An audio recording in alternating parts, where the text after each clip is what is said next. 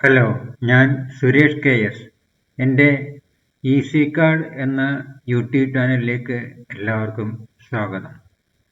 നാം ഇന്ന് പഠിക്കാൻ ഉദ്ദേശിക്കുന്നത് ശരിക്ക് ഓട്ടോകാഡിൻ്റെ ബേസിക് എലമെൻസിനെ കുറിച്ചാണ്. ബേസിക് ആയിട്ടുള്ള എലമെൻസിനെ കുറിച്ച്. നമുക്ക് ബേസിക് തുടങ്ങി അഡ്വാൻസ്ഡ് ആയിട്ടുള്ള ഒരു രീതിയിലാണ് നാം ഈ ക്ലാസ്സുകൾ കൈകാര്യം ചെയ്യുന്നത്. Basic to advanced. ഇപ്പം ബേസിക് ആയിട്ടുള്ള ഭാഗമാണ് നാം ഇപ്പോൾ ഇവിടെ കൈകാര്യം ചെയ്യുന്നത്. അപ്പോൾ ആദ്യം നാം കാണുന്നത് ഇത് ശരിക്കും ഓട്ടോകാഡിൻ്റെ ഓപ്പണിംഗ് വിൻഡോ ആണ്. ഈ ഓപ്പണിംഗ് വിൻഡോയിൽ നമുക്ക് ഇവിടെ ഈ സ്റ്റാർട്ട് ഡ്രോയിങ് ഇതിൽ ക്ലിക്ക് ചെയ്ത് കഴിഞ്ഞിട്ടുണ്ടെങ്കിൽ നമുക്ക് അതിൻ്റെ ഈ ഓപ്പണിങ്ങിൻ്റെ കാണാൻ ഗെറ്റ് സ്റ്റാർട്ടഡ് ഉണ്ട്, ഓപ്പൺ ഫയൽസ് എന്ന് പറഞ്ഞിട്ട് റീസെൻറ്റ് ഡോക്യുമെൻറ്റ്സിനെ കുറിച്ച് കാണാൻ പറ്റുന്നുണ്ട്. അതുപോലെ തന്നെ നേരത്തെ നമ്മൾ ചെയ്തിരിക്കുന്ന വർക്കുകളാണ് ഈ റീസെൻറ്റ് ഡോക്യുമെൻറ്റ്സിൽ കാണുന്നത്. ഇത് നമുക്കിങ്ങനെ സ്ക്രോൾ ചെയ്ത് കഴിഞ്ഞിട്ടുണ്ടെങ്കിൽ നമ്മളുടെ വർക്കുകളെല്ലാം കാണാൻ പറ്റുന്നതായിരിക്കും. ഇനി ഇവിടെ നോട്ടിഫിക്കേഷൻ, അത് ഓൺലൈനിൽ വരുന്നതാണ് നോട്ടിഫിക്കേഷൻസ്. പിന്നെ കണക്ട്, ഇതും ഓൺലൈനിലുള്ള കാര്യങ്ങളാണ് നോക്കാം. സൈൻ ഇൻ എല്ലാം ഒക്കെ സാധാരണഗതിയിൽ ഇതാണ് ചെക്കിൻ്റെ ഓപ്പണിംഗ് വിൻഡോ. ഇതിനകത്ത് സ്റ്റാർട്ട് ഡ്രോയിങ് നമ്മൾ ക്ലിക്ക് ചെയ്യുക. അപ്പോൾ നമുക്ക് ഓട്ടോകാഡിൻ്റെ ഈ യൂസർ ഇൻ്റർഫേസ് കിട്ടും. Graphic user interface, GUI. ഈ ഗ്രാഫിക് യൂസർ ഇൻ്റർഫേസിലാണ് നമ്മൾ ഓട്ടോകാഡിലെ എല്ലാ കാര്യങ്ങളും ഡ്രോ ചെയ്യുന്നത്. അതിനുള്ള ഇത് ടൂൾസും അങ്ങനെയുള്ള ഭാഗങ്ങളാണ് ഇത് മുഴുവൻ കാണിക്കുന്നത്. ഈ വർക്ക് സ്പേസും ഒക്കെയാണ് ഈ കാണുന്നത്. ഇത് നമുക്ക് ഓരോന്നും പരിചയപ്പെടാം. ഈ ഗ്രാഫിക് യൂസർ ഇൻ്റർഫേസിൻ്റെ ആദ്യമായി കാണുന്ന ഈ A എന്ന ഈ ലെറ്ററിൽ ക്ലിക്ക് ചെയ്യുന്നതാണ്. ഇത് ആരോ ക്ലിക്ക് ചെയ്ത ശേഷം ഇതിന് നമുക്ക് പറയുന്നത് ആപ്ലിക്കേഷൻ മെനു എന്നാണ്. ഈ ആപ്ലിക്കേഷൻ മെനുവിൽ ക്ലിക്ക് ചെയ്ത് കഴിഞ്ഞാൽ ഇതിലുള്ള എല്ലാം കാണാൻ പറ്റും. ന്യൂ ഡ്രോയിങ്ങിൻ്റെ പറ്റിയുള്ള ഈ sheet set, open drawing from cloud, sheet set അങ്ങനെയുള്ളതാണ്. സേവ്, നമ്മൾ നേരത്തെ സേവ് വെച്ചിരിക്കുന്ന എല്ലാ ഇതും ഡ്രോയിങ്സും ഇതിനകത്ത് കാണാൻ പറ്റും സേവിൽ. ഈ സേവ് ആസ് എന്ന് പറഞ്ഞിട്ടുണ്ടെങ്കിൽ നമ്മൾ ചെയ്ത് വെച്ചിട്ടിരിക്കുന്നത് ഏതാണോ അതിൽ വേറൊരു രീതിയിലേക്ക് വേറൊരു ഫോൾഡറിൽ വേറൊരു പേരിലൊക്കെ സേവ് ചെയ്യാൻ പറ്റുന്നതാണ് സേവ് ആസ്. അതെ, ഡ്രോയിങ് ടു ക്ലൗഡ് അങ്ങനെയുള്ള അതർ ഫോർമാറ്റിലൊക്കെ നമുക്ക് സേവ് ചെയ്യാം. എല്ലാ ഫോർമാറ്റിലും സേവ് ചെയ്യാൻ പറ്റുന്നതാണ്. ഈ എക്സ്പോർട്ട് എന്ന് പറയുന്നത് നമ്മൾ പല ഫോർമാറ്റിലേക്ക്, അത് നമ്മൾ ഇപ്പോൾ വർക്ക് ചെയ്തത് നമ്മൾ എക്സ്പോർട്ട് ചെയ്യാൻ വേണ്ടിയുള്ളതാണ്. DWFX, 3D, DWF, PDF-ലേക്കൊക്കെ എക്സ്പോർട്ട് ചെയ്യാനായിട്ടുള്ളതാണ്. അതല്ല അതർ ഫോർമാറ്റ്സ് ഇങ്ങനെയുള്ളത്. ഇനി പബ്ലിഷ് എന്ന് പറഞ്ഞാൽ നമ്മൾ ഷെയർ ചെയ്യുന്നതാണ്. ഈ ഡ്രോയിങ് ഷെയർ ചെയ്യാൻ വേണ്ടിയാണ്. Send to 3D print service, archive, transmit, email ഇങ്ങനെയുള്ളതാണ് പബ്ലിഷ് എന്ന് പറഞ്ഞ് ഉദ്ദേശിക്കുന്നത്. ഈ പ്രിന്റ് അത് പ്ലോട്ട് ചെയ്യുന്നതാണ്. ബാച്ച് പ്ലോട്ട് പ്രിവ്യൂ ഇതെല്ലാം ഇതിനകത്ത് കാണാൻ കഴിയും. എല്ലാം പ്ലോട്ട്. ഈ ഡ്രോയിങ് യൂട്ടിലിറ്റീസ്, ഇത് നമുക്ക് ആവശ്യം വരുന്നതാണ്. ഡ്രോയിങ് പ്രോപ്പർട്ടീസിനെ പറ്റി പറയുന്നത്, ഡ്രോയിങ് യൂണിറ്റ്സിനെ പറ്റി പറയുന്നത്, അങ്ങനെയുള്ളതാണ് ഇതിനകത്ത് വരുന്ന ഡ്രോയിങ്. അപ്പോൾ ഇതാണ് ശരിക്കും പറഞ്ഞു കഴിഞ്ഞാൽ നമ്മളുടെ ആപ്ലിക്കേഷൻ മെനു എന്ന് ഉദ്ദേശിക്കുന്നത് ഈ ഭാഗം. ഇനി രണ്ടാമത് ഈ കാണുന്നത് ക്വിക്ക് ആക്സസ് ടൂൾ ബാറാണ്. പെട്ടെന്ന് നമുക്ക് ടൂൾ എടുക്കാനായിട്ടുള്ള ആക്സസ് ഉള്ള ടൂൾ ബാറാണ് ഈ കാണുന്നത്. അതും ശരിക്കും പറഞ്ഞാൽ ഈ കാണുന്നത് തന്നെയാണ്. ഈ ന്യൂ ഓപ്പൺ സേവ് ആസ് വഴി തന്നെയാണ് നമുക്ക് ഇതിനകത്തും കാണുന്നത്. അപ്പം നമുക്ക് ഇത് എടുക്കേണ്ട ആവശ്യമില്ല, ഇതിൽ നിന്ന് എല്ലാം കിട്ടും. ന്യൂ ഡ്രോയിങ്ങിന് വേണ്ടി ഇത് ക്ലിക്ക് ചെയ്യാം. ഓപ്പൺ, ഒരു എക്സിസ്റ്റിംഗ് ഡ്രോയിങ്, ഇപ്പോൾ ഉള്ള ഡ്രോയിങ് ഓപ്പൺ ചെയ്യാൻ ഇത് ക്ലിക്ക് ചെയ്യാം. ഇത് സേവ് ചെയ്യാനായിട്ട് സേവ് ആസ്, ഇത് സേവ് ചെയ്ത ഫയൽ വേറൊരു ഫയലിലേക്ക്, വേറൊരു നെയിമിലേക്ക്, വേറൊരു സ്ഥലത്തോ സേവ് ചെയ്യാൻ വേണ്ടിയാണ്. ഈ പ്ലോട്ട് ചെയ്യാനായിട്ട് അൺഡു, റീഡു ഇങ്ങനെയുള്ളത്. പിന്നെ ഇതിൻ്റെ ആരോ ക്ലിക്ക് ചെയ്ത് കഴിഞ്ഞാൽ ബാക്കിയുള്ള ഇത് നമുക്ക് കിട്ടും. Work space, match properties, back plot ഇങ്ങനെയുള്ള എല്ലാം നമുക്ക് കിട്ടും. ഇതാണ് ശരിക്കും ക്വിക്ക് ആക്സസ് ടൂൾ ബാർ. അത് കഴിഞ്ഞ് കാണുന്നത് നമുക്ക് കറണ്ട് ഫയൽ ഇൻഫർമേഷൻ ആണ്. കറണ്ട് ഫയൽ നെയിമാണ്. ഇപ്പോഴത്തെ ഈ ഫയലിൻ്റെ നെയിമാണ് ഈ കാണിക്കുന്നത്. അത് ബൈ ഡിഫോൾട്ട് ഓട്ടോകാഡ് തന്നെ ഡ്രോയിങ് 1.dwg എന്ന് രേഖപ്പെടുത്തിയിട്ടുണ്ടാകും. അടുത്താണെങ്കിൽ ഡ്രോയിങ് 2.dwg എന്ന് ഇത് നമുക്ക് സേവ് ചെയ്ത് ഇതിൻ്റെ നെയിം മാറ്റാവുന്നതാണ്. സേവ് ചെയ്യുമ്പോൾ ഈ നെയിം മാറ്റി കൊടുക്കാവുന്നതാണ്. അതാണ് കറണ്ട് ഫയൽ. ഇനി ഇത് ഇൻഫോർമേഷൻ സെന്റർ ആണ്. ഇൻഫോർമേഷൻ സെന്റർ എന്ന് പറയുമ്പോൾ ടൈപ്പ് ചെയ്താൽ മതി. ഇവിടെ ഒരു കീവേഡ് അല്ലെങ്കിൽ ഒരു ഫ്രേസ് ടൈപ്പ് ചെയ്ത് കഴിഞ്ഞാൽ അതായത് അത് ഓഫ്ലൈനായിട്ടോ ഓൺലൈനായിട്ടുള്ളതെല്ലാം നമുക്ക് ഇതിനകത്ത് കിട്ടുന്നതാണ്. നമുക്ക് അതിനെപ്പറ്റി അറിയാൻ വേണ്ടിയുള്ളതാണ്. ഇതാണ് ശരിക്കും പറഞ്ഞാൽ ഈ മെനുവിലുള്ള ഈ ഏറ്റവും ടോപ്പിൽ കാണുന്ന മെനു ബാറിൽ കാണുന്നത് ഇതാണ് മെനു ബാർ. അടുത്താണ് റിബൺ എന്ന് പറയുന്ന ഭാഗം. ഇതിൽ ഈ ടാബുകൾ ഉണ്ട്. ആദ്യം ഈ ടാബുകൾ, പിന്നെ ഈ ടാബുകളിൻ്റെ ഇപ്പോഴത്തുള്ള ഈ ഭാഗങ്ങൾ എന്ന് പറഞ്ഞാൽ ടൂൾസുകളും എല്ലാ ടൂൾസുകളും എല്ലാം വയ്ക്കുന്നു. അപ്പോൾ ഈ ടാബ് ആദ്യം ഹോം ടാബാണ് ഇത് ബൈ ഡിഫോൾട്ടായിട്ട് കിടക്കുന്നത്. പിന്നെ അത് ഇൻസെർട്ട് ടാബുണ്ട്, annotate, parametric, view, manage, output, ഇങ്ങനെയുള്ള ടാബുകളെല്ലാം ഉണ്ട്. നമുക്ക് ഹോം ടാബ് മാത്രം മതിയാവും ആദ്യം ഇതെല്ലാം ചെയ്യാനായിട്ട്. ബാക്കിയുള്ള ടാബ് പിന്നീട് ഉപയോഗിക്കാൻ പറ്റും. ഇത് ഹോം ടാബ് കൊണ്ടെല്ലാം ചെയ്യാൻ പറ്റും. ഈ ഹോം ടാബിൻ്റെ താഴെ കാണുന്നത് ഈ പാനലാണ്, ഡ്രോ പാനലിൽ നോക്കുക. ലൈൻ, പോളിലൈൻ, സർക്കിൾ, ആർക്ക്, റെക്റ്റാങ്കിൾ, എലിപ്സ്, ഇങ്ങനെയുള്ള ഡ്രോയിങ് ടൂൾസ് ഉണ്ട്. ഇപ്പുറത്ത് മോഡിഫൈയിങ് ടൂൾസ് ഉണ്ട് ഈ പാനലിൽ. അതായത് മോഡിഫൈ പാനലിൽ, അതായത് ഇതിനകത്ത് മൂവ്, റൊട്ടേറ്റ്, ട്രിം ഇങ്ങനെ കാണുന്നത്. അതുപോലെ ചെയ്ത മിറർ, കോപ്പി, ഇങ്ങനെയുള്ള ഫില്ലറ്റ്, ഇങ്ങനെയുള്ള ഇത് എക്സ്പ്ലോഡാണ്. എക്സ്പ്ലോഡ്, ഓഫ്സെറ്റ്, ഇങ്ങനെയുള്ള എല്ലാം മോഡിഫൈ ചെയ്യുന്നതാണ്. അതായത് നമ്മൾ ഡ്രോ ചെയ്തത് മോഡിഫൈ ചെയ്യാൻ ഈ പാനലിൽ ഉപയോഗിക്കാൻ പറ്റും. അടുത്തത് അനോട്ടേഷൻ ആണ്. അനോട്ടേഷൻ എന്ന് പറഞ്ഞാൽ ടെക്സ്റ്റിന് വേണ്ടിയുള്ളതും അതുപോലെ തന്നെ ഡയമെൻഷനും വേണ്ടിയുള്ളതാണ്. Annotation text. ഇപ്പം ടെക്സ്റ്റ് നമുക്ക് ഈ ടെക്സ്റ്റ് ഇങ്ങനെ നോക്കാം. മൾട്ടി ലൈൻ ടെക്സ്റ്റ് ഉപയോഗിക്കാം, സിംഗിൾ ടെക്സ്റ്റ് ഉപയോഗിക്കാം, അതിന് വേണ്ടിയുള്ളത്. പിന്നെ ഡയമെൻഷൻ പല രീതിയിലുണ്ട്. ലിനിയർ, അലൈൻഡ്, ആംഗുലർ, ഇങ്ങനെ. ഇതൊക്കെ നമുക്ക് പിന്നീട് പഠിക്കാം. ആദ്യം ഇതിനെപ്പറ്റി ഒന്ന് ഇൻട്രൊഡ്യൂസ് ചെയ്യുന്ന മാത്രമേ ഉള്ളൂ. അതെ, ഇതാണ് ഈ അനോട്ടേഷനിൽ ഉദ്ദേശിക്കുന്നത്. ഇനി ലെയർ ആണിത്. ലെയർ വളരെ പ്രധാനപ്പെട്ടാണ് ഓട്ടോകാഡിന്. അതെ, നോക്കാം. ഈ ലെയറിൽ ഇങ്ങനെ ഈ പലതും ചെയ്യാം. ഓഫ് ചെയ്യാം, ലെയർ ഓഫ് ചെയ്യാം, ലെയർ ഐസൊലേറ്റ് ചെയ്യാം, ലെയർ ഫ്രീസ് ചെയ്യാം, ലെയർ ലോക്ക് ചെയ്യാം, ലെയർ കറണ്ട് ആക്കാം. പുതിയ ലെയറിൽ കറണ്ട് ലെയറിൽ നമുക്ക് ചെയ്യാൻ പറ്റും. ഇതെല്ലാം ചെയ്യുന്നത് ലെയർ എന്ന് പറഞ്ഞാൽ മറ്റുള്ള ഇതിന് തടസ്സപ്പെടാതെ ഒരു വർക്ക് ചെയ്യാൻ വേണ്ടി അങ്ങനെയൊക്കെ ഈ ലെയർ ഉപയോഗിക്കാൻ പറ്റും. ഈ ലെയർ പ്രോപ്പർട്ടീസ് മാനേജർ നോക്കി നമുക്ക് പുതിയ ലെയർ ക്രിയേറ്റ് ചെയ്യാൻ പറ്റും. ലെയർ പ്രോപ്പർട്ടീസ് മാനേജർ ക്ലിക്ക് ചെയ്ത് കഴിഞ്ഞാൽ അത് ലെയർ പ്രോപ്പർട്ടീസ് മാനേജറാണ് ഈ കാണുന്നത്. ഇതിനകത്ത് കറണ്ട് ലെയർ, ഇത് കറണ്ട് ലെയറാണ്. അത് Alt+N ആണ് അതിൻ്റെ ഷോർട്ട് കട്ട്. ഇത് ക്ലിക്ക് ചെയ്ത് കഴിഞ്ഞാൽ ഈ ലെയർ വന്നു കഴിഞ്ഞു. ഈ ലെയറിന് നമുക്ക് ഇത് പേരിടുക. ഏതെങ്കിലും ലെയർ 1 എന്നുള്ളടത്ത് പേര് ചേർക്കാം. ഇത് നമുക്ക് ശരിക്കും ഓൺ ഓഫ് ചെയ്യുന്നതാണ്. ഇതിൻ്റെ ഓരോ ടാബും ഓൺ. ഇതിപ്പോൾ ഓൺ ആണ്. ഇത് ഇങ്ങനെ ക്ലിക്ക് ചെയ്താൽ ഓഫ് ആവുന്നു. ഇങ്ങനെ ഈ ലെയർ 1 അങ്ങനെ. ഇത് നമുക്ക് ഈ ഇത് കാണുന്നത് ഫ്രീസ് ചെയ്യുന്നതാണ്. ഇത് ലോക്ക് ചെയ്യുന്നതാണ്. ഇത് കളറാണ്. ഇനി കളർ എടുക്കാം. ഇങ്ങനെ ഭയങ്കര ഏതെങ്കിലും കളർ നമുക്ക് എടുക്കാവുന്നതാണ്. ഇങ്ങനെ ഏതെങ്കിലും കളർ എടുക്കാം. അപ്പോൾ ഇങ്ങനെയുള്ളതാണ്. പിന്നെ continuous line type, line weight, transparent ആണോ, ഇങ്ങനെയുള്ള എല്ലാ വിവരങ്ങളും കിട്ടും. അടുത്തത് അത് സേവ് ചെയ്ത് കഴിഞ്ഞാൽ ആ ലെയർ വന്നു കഴിഞ്ഞിരിക്കും. ആ രീതിയിലാണ് ഈ ലെയർ പ്രോപ്പർട്ടി മാനേജർ ചെയ്തിരിക്കുന്നത്. അപ്പോൾ അത് ക്ലോസ് ചെയ്താൽ. അപ്പം ഇത് പറയാൻ വേണ്ടിയാണ് ഞാൻ അത് ചെയ്തത്. ഇനി അടുത്തത് ഈ ബ്ലോക്കാണ്. Make block, creating block create ചെയ്യണം. ബ്ലോക്ക് എന്ന് പറയുന്നത് ശരിക്കും പറഞ്ഞിട്ടുണ്ടെങ്കിൽ നമുക്ക് പല കാര്യങ്ങളും ഡ്രോ ചെയ്ത് കഴിഞ്ഞിട്ടുണ്ടെങ്കിൽ അത് ഒരു പ്രാവശ്യം ഡ്രോ ചെയ്യാം. പിന്നെ അത് നമുക്ക് സ്കെയിൽ ചെയ്തൊക്കെ വലുതാക്കിയും ചെറുതാക്കിയും അത് തന്നെ ഉപയോഗിക്കാൻ പറ്റും പല ഇടങ്ങളിലും. അപ്പം ആ ബ്ലോക്ക് മേക്ക് ചെയ്യാനുള്ള ഇതാണ്. പിന്നെ അത് ഇൻസെർട്ട് ചെയ്യാൻ പല സ്ഥലത്തും ഇൻസെർട്ട് ചെയ്യാൻ പറ്റും. ഇൻസെർട്ട് ചെയ്യുന്നതാണ്. അപ്പം ബ്ലോക്ക് മേക്കിംഗ് ആൻഡ് ഇൻസെർട്ടിംഗ് ബ്ലോക്കാണ് ഈ ഭാഗം. പിന്നെ മാച്ച് പ്രോപ്പർട്ടീസ്, പിന്നെ കളർ ബൈ ലെയർ വൈറ്റ് ആയിരിക്കും. ഈ കളർ മാറ്റാനായിട്ട് നമുക്ക് ഓരോന്നിൻ്റെയും കളർ മാറ്റി, ഇപ്പോൾ ലൈൻ വരയ്ക്കണമെങ്കിൽ അല്ലെങ്കിൽ എന്തെങ്കിലും ഇതിൻ്റെ ഇത് വരയ്ക്കണമെങ്കിൽ അതിൻ്റെ കളർ മാറ്റി ഉപയോഗിക്കാനായിട്ട് പറ്റും. By layer. പിന്നെ ഇത് ലൈൻ വെയിറ്റ് മാറ്റും. Line weight setting.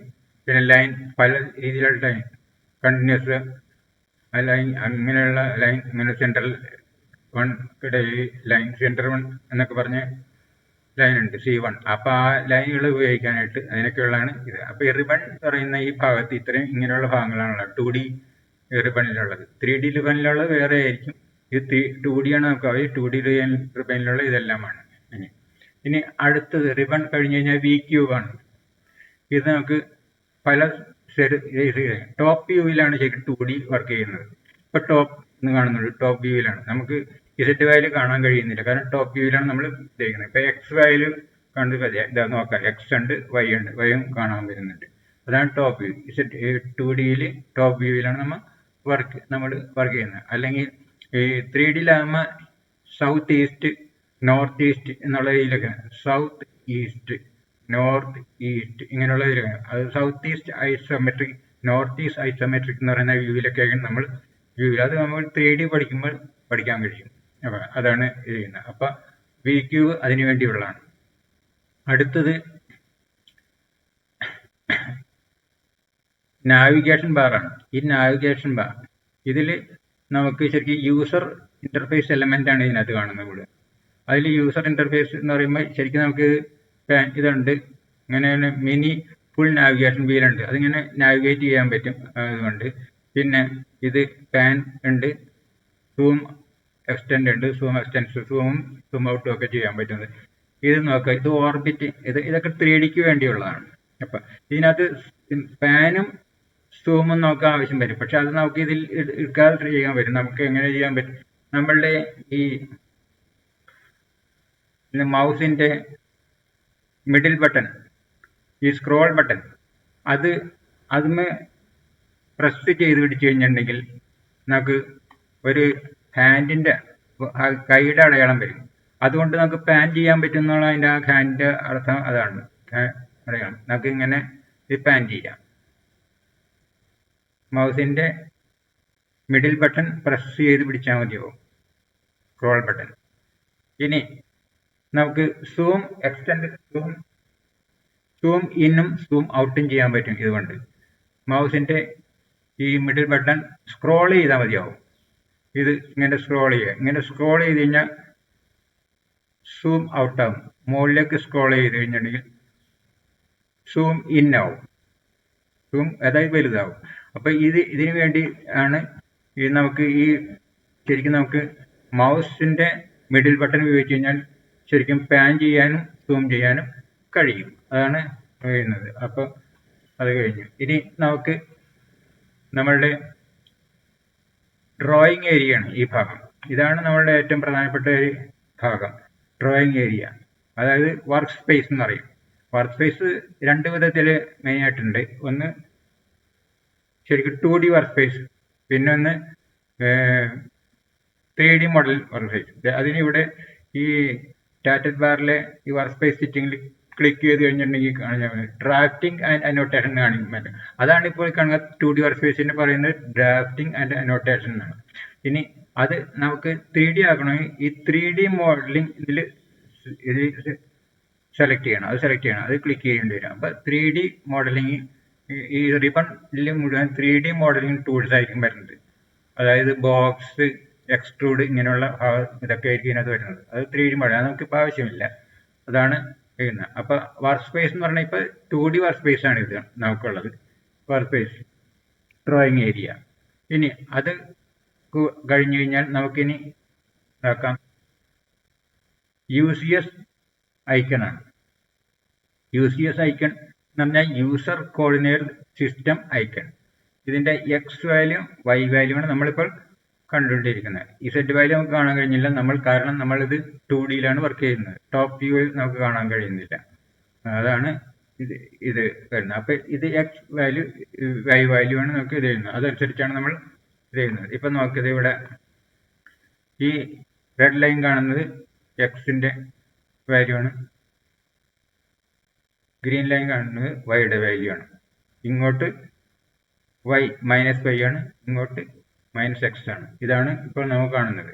ഇത് ഇനി അടുത്തത് നമുക്ക് ഇത് കഴിഞ്ഞിട്ടുണ്ടെങ്കിൽ കമാൻഡ് വിൻഡോ ആണ്. ഇതാണ് കമാൻഡ് വിൻഡോ.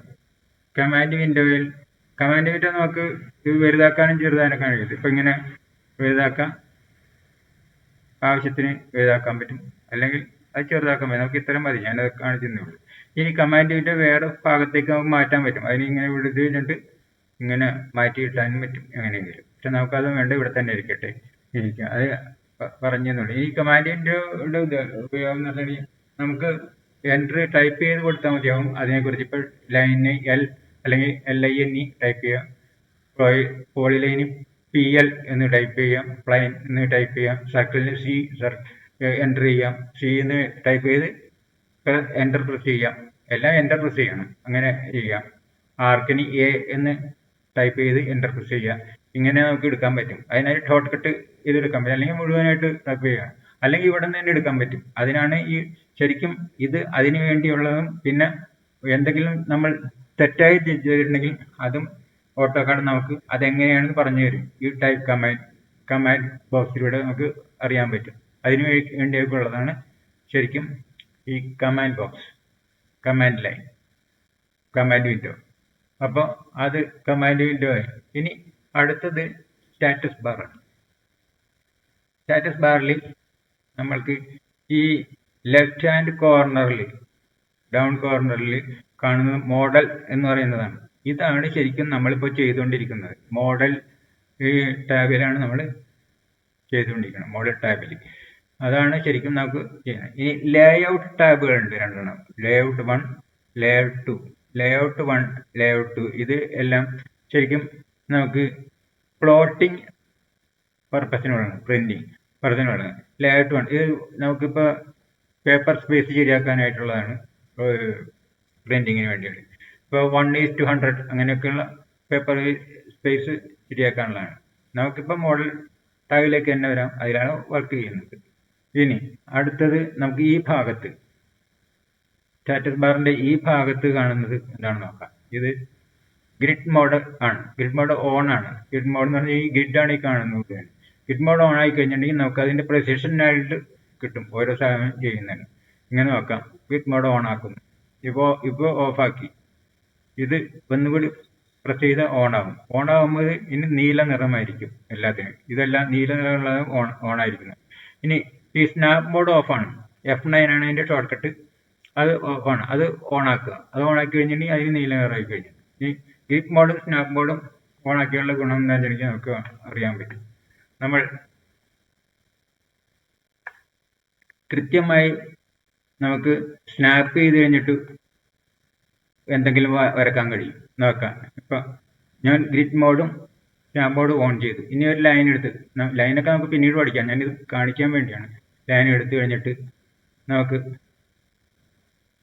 ഈ 0,0 0x-ഉം 0y ആണ് ഇവിടെ. കാരണം ഇവിടെ നിന്ന് ഈ ലൈൻ കാണുന്നില്ല, ഇതിൻ്റെ രണ്ടും മുട്ടുന്നത്. റെഡ് ലൈനും ഗ്രീൻ ലൈനും ഒന്നിച്ച് വരുന്ന സ്ഥലം 0 ആണ്. അതിൻ്റെ UCSന്റെ 0 പോയിന്റാണ്. 0x 0y. അപ്പം നമുക്ക് ഇവിടെ ഈ 0യിലുമാണ് നമുക്ക് ലൈൻ ആരംഭിക്കണമെങ്കിൽ ഇത് നമുക്ക് ഇങ്ങനെ സ്നാപ്പ് ചെയ്യും. ഉണ്ട്, ഇങ്ങനെ സ്നാപ്പ് ചെയ്യുന്നുണ്ട്. അത് കാരണം സ്നാപ്പ് മോഡ് ഓൺ ആയിട്ടാണ് സ്നാപ്പ് ചെയ്യുന്നത്. സ്നാപ്പ് ചെയ്ത് കഴിഞ്ഞിട്ട് നമുക്ക് കൃത്യമായിട്ട് ഇവിടെ സ്നാപ്പ് ചെയ്തോളൂ. അവിടെയാണ് നമുക്ക് ആവശ്യം. അവിടെ നിന്ന് ലൈൻ ആരംഭിക്കാം. ഉണ്ടോ? പിന്നെ നമുക്ക് ഇവിടെ നിന്ന് എവിടെ വേണമെങ്കിലും ലൈൻ കൊടുക്കാം. ഇപ്പോൾ ഇവിടെ നമുക്ക് ഇതിൻ്റെ ഈ ഭാഗത്ത് ഈ നടുക്ക് ഈ ഡയഗണലായിട്ട് ഈ ഭാഗത്ത് നമുക്ക് ലൈൻ എൻഡ് ചെയ്യണമെങ്കിൽ ഇവിടെ ക്ലിക്ക് ചെയ്താൽ മതിയാവും. ഇനി എസ്കേപ്പ് ചെയ്യാം. ഇപ്പം നോക്കാം, അതായത് കൃത്യമായിട്ട് വന്നു. ഇതിനാണ് സ്നാപ്പിംഗ് ആണ്. അപ്പോൾ ഓരോ ഗ്രിഡിലേക്കും ഇത് സ്നാപ്പ് ചെയ്തുകൊണ്ടിരിക്കും, സ്നാപ്പ് മോഡ് ഓൺ ആണെങ്കിൽ. ഇതിനു വേണ്ടിയാണ് നമ്മൾ ഇത് ഉപയോഗിക്കുന്നത്. ഇത് കാണിക്കാൻ വേണ്ടിയാണ് ഈ ലൈൻ വരച്ചത്. ലൈനൊക്കെ നമുക്ക് പിന്നീട് ഇനി പഠിക്കാം ഏതായാലും. അപ്പോൾ ഈ സ്നാപ്പ് ഗ്രിഡിന്റെ ഉപയോഗം കാണിക്കാൻ വേണ്ടിയാണ് ഞാൻ ചെയ്തത്. ഇനി അടുത്തത് സ്നാപ്പ് ഗ്രിഡും കഴിഞ്ഞിട്ട് പിന്നെ ഇത് ഓർത്തോ മോഡാണ്. ഈ ഗ്രിഡിന്റെ F7 ആണ് ഷോർട്ട് കട്ട്. അതായത് സ്നാപ്പിന്റെ F9 ആണ് ഷോർട്ട് കട്ട്. ഇനി അടുത്തത് ഇത് F8 ആണ് shortcut, ortho mode. Ortho mode ഓഫാണ്. ഓർത്തോ മോഡ് ഓൺ ആക്കി കഴിഞ്ഞിട്ടുണ്ടെങ്കിൽ നമുക്ക് ഒരു ലൈൻ വരക്കണം. ഈ ലൈൻ എടുക്കാം. ലൈൻ വരച്ച് കഴിഞ്ഞിട്ട് ലൈൻ വരക്കണമെങ്കിൽ നമുക്ക് ഇത് 90 ഡിഗ്രിയിൽ കിട്ടും. എല്ലാവരും ഉണ്ടോ? 90 ഡിഗ്രിയിലാണ് ഇത് പോകുന്നത്.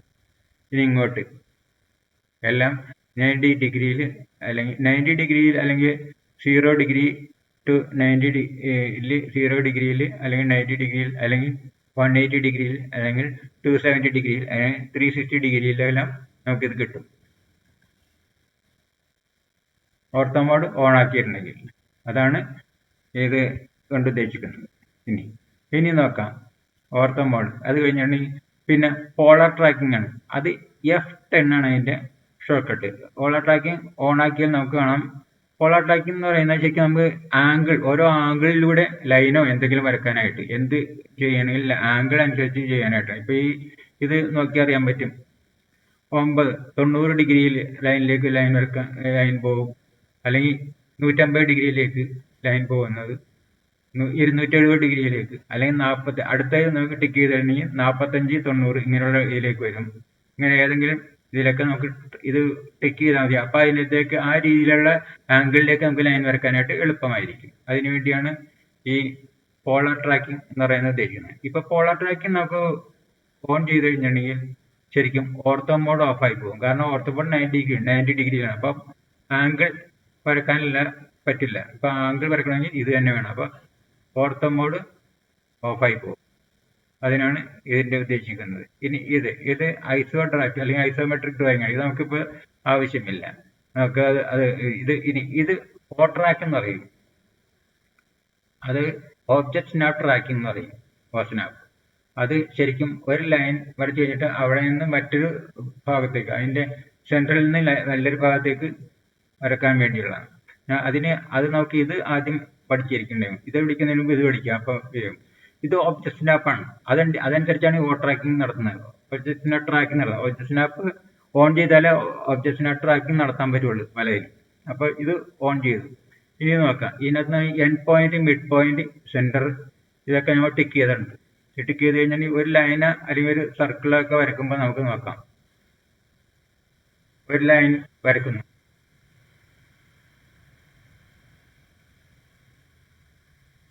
ഇനി ഇതിന്റെ നോക്കാം.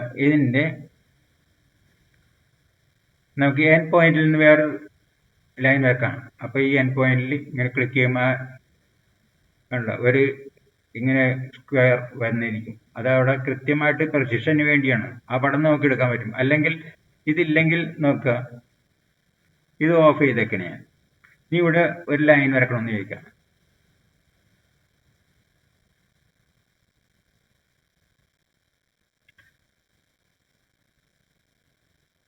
ഈ രണ്ടും ഞാൻ തൽക്കാലം ഓഫ് ചെയ്യാം. ഇനി ഈ ലൈൻ വരക്കണമെന്ന് വിചാരിക്കാം. ഇവിടെ നിന്ന് എനിക്ക് ഇതിന്റെ എൻഡിൽ നിന്നൊരു ലൈൻ വരക്കണമെന്ന് നോക്കിയാൽ ഞാനിവിടെ ഇങ്ങനെ എടുത്ത് എൻഡിലും കൂടെ ഇട്ട് ലൈൻ വരച്ചു. ഇപ്പം നമുക്ക് നോക്കാം, ശരിക്കും ഇത് എൻഡിലല്ല. കാരണം ഈ ഓസ്നാപ്പ് ഓണായി എൻഡ് എന്ന് പറയുന്ന ഇത് ഓണായി മാത്രമേ ഇതിനകത്ത് എൻഡിലേക്ക് വയ്ക്കാൻ പറ്റില്ല. ഇപ്പം ലൈൻ വരച്ചു കഴിഞ്ഞ് ഓൺ ആക്കി കഴിഞ്ഞിട്ട് ഇപ്പം എൻഡ് പോയിന്റ് ഓൺ ആണ്, ടിക്ക് ചെയ്തിട്ടുണ്ട്. അപ്പം നമുക്കിനി ലൈൻ വരച്ച് നോക്കാം. ഉണ്ടോ? ഇപ്പൊ എൻഡിൽ നിന്ന് തന്നെ ലൈൻ കിട്ടി നമുക്ക്. മറ്റേത് നമുക്ക് അത് ഇല്ലാത്തതിൻ്റെ എൻഡിൽ നിന്ന് ലൈൻ കിട്ടില്ല. അപ്പൊ ഈ ഓസ്നാപ്പിന്റെ ഉദ്ദേശം അതാണ്. ഓസ്നാപ്പ് കൊണ്ട് നമുക്ക് കൃത്യമായിട്ട്. ഇനി ഇതിന്റെ മിഡ് പോയിന്റിലാണെങ്കിലും ഒരു ലൈൻ വരക്കണമെങ്കിൽ മിഡ് പോയിന്റിലാണെങ്കിൽ മിഡ് ഇപ്പൊ ഓണാണ്. മിഡ് പോയിന്റ് ഓൺ ആണ്. അതിൻ്റെ ഇപ്പൊ നമുക്ക് മിഡ് പോയിന്റ് ഇങ്ങനെ കാണിക്കും, മിഡ് പോയിന്റ് കിട്ടും, അവിടെ നിന്ന് ഓൺ ചെയ്യാം. ഇത് ഓഫ് ആണെങ്കിൽ ഈ മിഡ് പോയിന്റ് കിട്ടില്ല. ഒരു ലൈൻ എടുക്കുന്നു, നമുക്കിത് ഓഫ് ആക്കിയിരിക്കുന്നത് കംപ്ലീറ്റ് ഓഫ് ആക്കണേ. ഈ ലൈൻ എടുക്കുന്നു, നമുക്കിവിടെ മിഡ് പോയിന്റ് എടുക്കാൻ പറ്റില്ല. ഒരിക്കലും മിഡ് പോയിന്റ് എടുക്കാൻ പറ്റില്ല. ഇതാണ് ഓസ്നാപ്പ് കൊണ്ടുള്ള ഗുണം.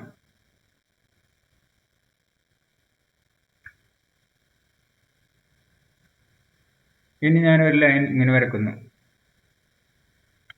ഓസ്നാപ്പ് ഓൺ ആക്കിയിരിക്കുന്നു. ഇനി ഇതിനെപ്പറ്റി പറയാം.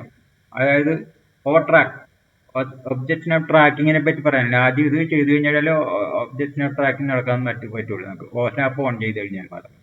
ഇനി ഒബ്ജക്ട് സ്നാപ്പ് ട്രാക്കിംഗ് എന്താണെന്ന് പറയുന്നത്, എനിക്ക് ഇതിന്റെ എൻഡ് പോയിന്റിൽ നിന്ന് ട്രാക്ക് ചെയ്ത് കഴിഞ്ഞിട്ട് ഒരു 50 യൂണിറ്റ് ട്രാക്ക് ചെയ്ത് കഴിഞ്ഞിട്ട് ഇവിടെ ഒരു സർക്കിൾ വരക്കണം. അപ്പം ഞാനൊരു സർക്കിൾ എടുക്കുന്നു എന്ന് വിചാരിക്കുക. ഇതൊക്കെ നമുക്ക് പിന്നീട് പഠിക്കാം. എന്തായാലും ഞാനിപ്പോൾ ഒന്ന് കാണിച്ചു തരാൻ വേണ്ടിയാണ് സർക്കിൾ. ഈ സർക്കിൾ സെൻറ്റർ ഡയമീറ്റർ സർക്കിൾ എടുക്കുന്നു. എന്നിട്ട് ഞാൻ ട്രാക്ക് ചെയ്യുകയാണ്. ഇവിടെ എനിക്ക് സർക്കിൾ വേണ്ട. ഇവിടെ നിന്ന് ഒരു 50 യൂണിറ്റ് ഇപ്പുറമായിരിക്കണം അതിൻ്റെ സെൻറ്റർ, സർക്കിളിൻ്റെ സെൻറ്റർ വരണ്ട. അപ്പം ഞാൻ ഇവിടുന്ന് ട്രാക്ക് ചെയ്യുന്നു. ട്രാക്കിംഗ് കാണിച്ചു തരാം. ഈ എൻ പോയിന്റ് കിട്ടാൻ വേണ്ടിയാണ് നമ്മൾ ഇത് ഓസനാപ്പ് ഓൺ ചെയ്തേക്കണം. ഈ എൻ പോയിന്റിൽ ട്രാക്ക് ചെയ്യുക. ഡോണ്ട് ക്ലിക്ക് ചെയ്യരുത്, ട്രാക്ക് ചെയ്യണം ഇങ്ങനെ. ഇതാ, അപ്പോൾ ഇങ്ങനെ ഒരു ഡോട്ടഡ് ലൈൻ വരും. ഇവിടെ നമുക്ക് 50 വേണ്ട, ഒരു 10 യൂണിറ്റിൽ ആണ് ആ സർക്കിൾ വരേണ്ടത്. അതിൻ്റെ സർക്കിളിൻ്റെ സെൻറ്റർ 10 എന്ന് അടിക്കുക, എൻ്റർ ചെയ്യുക. ഇപ്പം 10 യൂണിറ്റിലാണ് ആ സർക്കിൾ വന്നിരിക്കുന്നത്. അവിടെ 10 യൂണിറ്റിലാണ് സർക്കിൾ വന്നേക്കുന്നത്.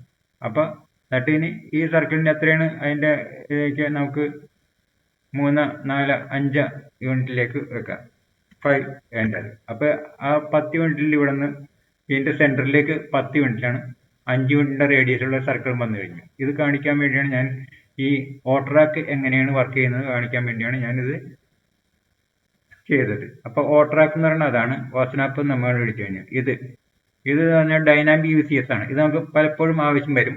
ശരിക്കും നമുക്ക് നമ്മളുടെ ഈ കഴ്സറിൽ കാണിക്കുന്ന ഭാഗങ്ങളൊക്കെ അതിൻ്റെ ഡിസ്ക്രിപ്ഷൻ വരാനായിട്ട് ഈ ഡൈനാമിക് UCS നന്നായിരിക്കും. ഡൈനാമിക് UCS അതുകൊണ്ട് ഉപയോഗിക്കാൻ പറ്റും.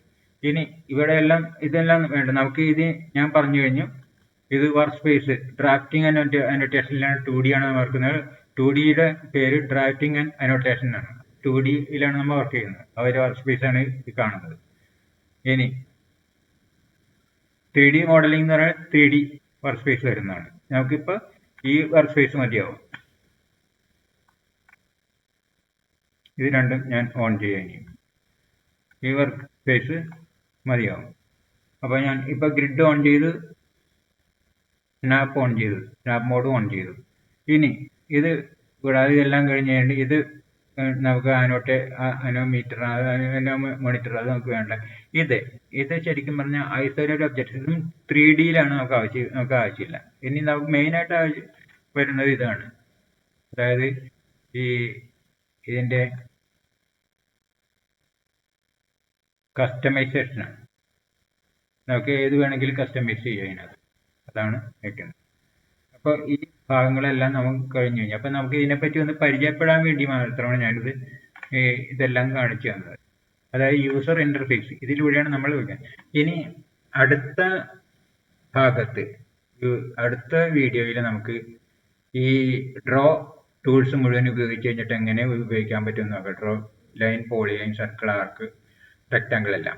അതുപോലെ അത് മോഡിഫൈ ചെയ്യുന്നത് എങ്ങനെയാണെന്ന് അതിൻ്റെ അടുത്തയിലേക്ക് ഇങ്ങനെ പഠിക്കാം. അപ്പോൾ ഇത് ആ രീതിയിൽ നമുക്ക് പാർട്ട് 1, പാർട്ട് 2 എന്നുള്ള രീതിയിൽ നമുക്ക് ഈ ക്ലാസ്സുകൾ അറേഞ്ച് ചെയ്തിരിക്കുകയാണ്. അപ്പോൾ ഇത് ഈ ആദ്യ ഭാഗം എന്നുള്ള രീതിയിൽ നമുക്ക് ഈ യൂസർ ഇൻ്റർഫേസ് ആണ് പഠിക്കേണ്ടി വന്നത്. അതില്ലാതെ നമുക്ക് പറ്റില്ല, അത് പഠിക്കാതെ പറ്റില്ല. അതിൻ്റെ പേരിലാണ് ഇത് പഠിച്ചത്, അതിൻ്റെ പേരിൽ. അപ്പോൾ ഇനി എൻ്റെ ഈ വീഡിയോ നിങ്ങൾക്ക് എല്ലാവർക്കും ഇഷ്ടമായെങ്കിൽ ദയവായി എൻ്റെ ഈ ചാനൽ സബ്സ്ക്രൈബ് ചെയ്യുക, ലൈക്ക് ചെയ്യുക. ഞാൻ ഒരിക്കൽ കൂടി അഭ്യർത്ഥിക്കുന്നു, എൻ്റെ ഈ ചാനൽ ദയവായി സബ്സ്ക്രൈബ് ചെയ്യുക, ലൈക്ക് ചെയ്യുക. Thanks for watching.